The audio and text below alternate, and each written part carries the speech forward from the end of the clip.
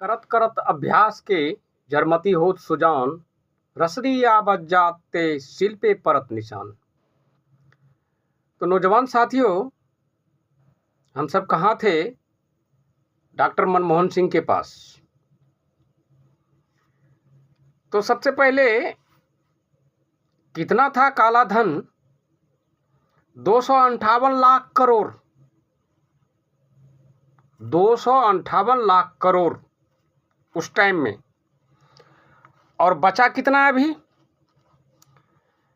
37,600 करोड़। मैंने अगले डिश में 1000 को 100 पर दिया, क्षमा चाहता हूं। तो जब लिस्ट लेके आए मनमोहन सिंह जी, तो सबों को पता चल गया।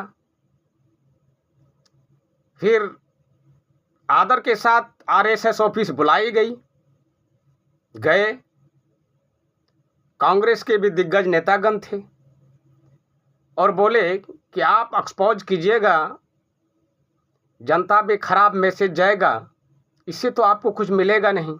जो भी मान सम्मान है आप उनके प्रति सोचिए, रहने दीजिए, फाड़ दीजिए इस लिस्ट को। मनमोहन सिंह जी ने लिस्ट को फाड़े और फिर उनका कोई रास्ता नहीं था, क्योंकि 10 नक्कटे के बीच में एक नाक वाले थे। और इस तरह से पासिंग खेली गई। कभी मैं तेरा, कभी तू मेरा, घुघवा घूग खेला गया। हमारे देहात में बोलते हैं घुघवा घूग। बचपन में बच्चों को खिलाया जाता है। आ रे नुनू आ घुघवा घूग खेल, आ रे नुनू आ घुघवा घूग खेल। तो इस तरह से पाठ पढ़ाया गया। तो बीच में हमारे प्रखर बुद्धिमान, समझदार, इस देश के धरोहर बावन मिश्राम जी इस फिल्म के इंटरवल के बाद आए हैं। और काफी वो ऐसे नहीं बोलते हैं, पहले एविडेंस ढूंढते हैं, फिर जनता को मैसेज देते हैं। उनकी खासियत है। यहां से बावन मिश्राम जी के आने के बाद मैं रिलैक्स हो गया और संघर्ष के माध्यम से जो भी था मैं झेलता गया और सभी पार्टी, दोनों पार्टी को देखता गया कि काम हमारा नाम तुम्हारा। और इस वक्त वोट बैंक की राजनीति में कांग्रेस लगे हुए हैं कि किसी तरह, अरे किसी तरह तो आपको आना है तो क्या कीजिएगा, ऐसा है। ये भी बावन मिश्राम की देन है। जो राहुल जी अभी एक्सपोज कर रहे हैं, ये बावन मिश्राम जी की देन है। ये 8 साल पहले क्यों नहीं किए? जब एक लिसनर संपूर्ण चीज पर ध्यान देते हुए जा रहा है, उसके साथ अटकेलियां खेलेंगे तो पक्ष विपक्ष तो रहता ही है, लेकिन लिसनर के पास पक्ष विपक्ष नहीं। जो जनहित में जारी होगा, जो सबों के लिए ठीक होगा, लिसनर उसी बात को चुनेंगे। और मैं पूरे एविडेंस के साथ बोलता हूं। मैं भी, एविडेंस नहीं होता तो मैं कुछ नहीं बोलता हूं। तो ये रहा संघर्ष का नतीजा। और ऐसा देश को बना डाला, गरीब को और गरीब, अमीर को और अमीर।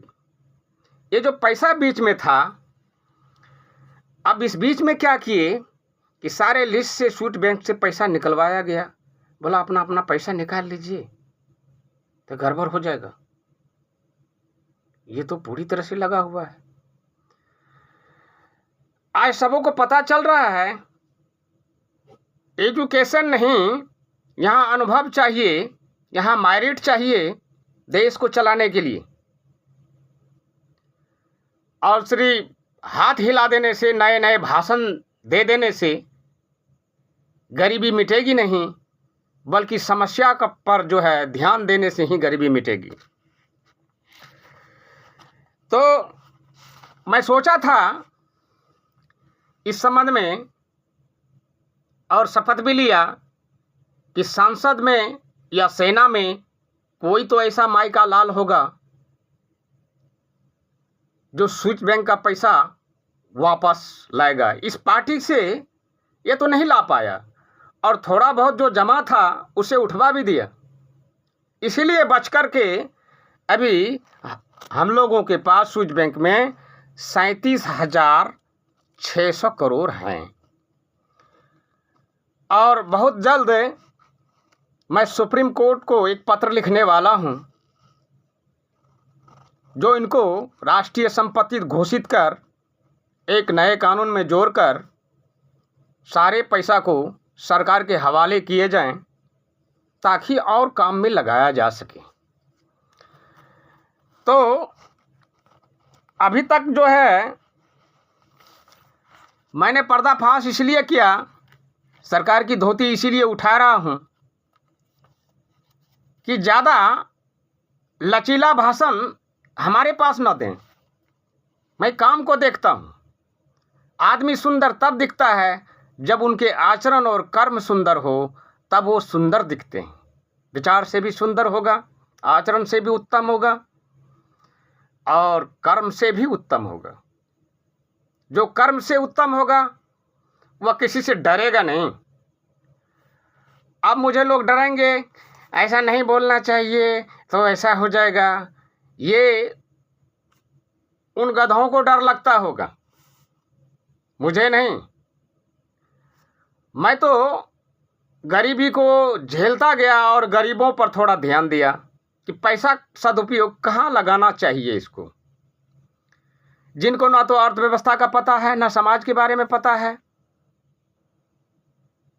कहाँ लगाना चाहिए, क्या करना चाहिए, ऐसे को उस पर बैठा दिया गया।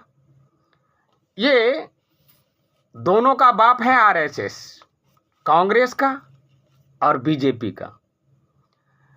और बाप के बगैर पूछे हुए काम तो करेंगे नहीं। तो बावन मिश्राम साहब आगे चल रहे हैं, उसके पीछे मैं चल रहा हूं। जब देखे कि पासिंग लिए हैं तो मैं भी सोचा कि पासिंग ले लेता हूं, मुझे थोड़ा रिलैक्स में जाने का थोड़ा समय मिल जाएगा।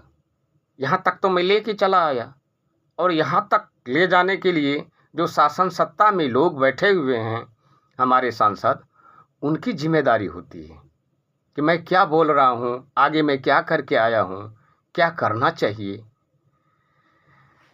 तो इन्हीं चंद शब्दों के साथ मैं विराम लेता हूँ। मैं अगले डिश में फिर आ रहा हूँ। जय भीम, जय भारत, जय रविदास, नमो बुद्ध है।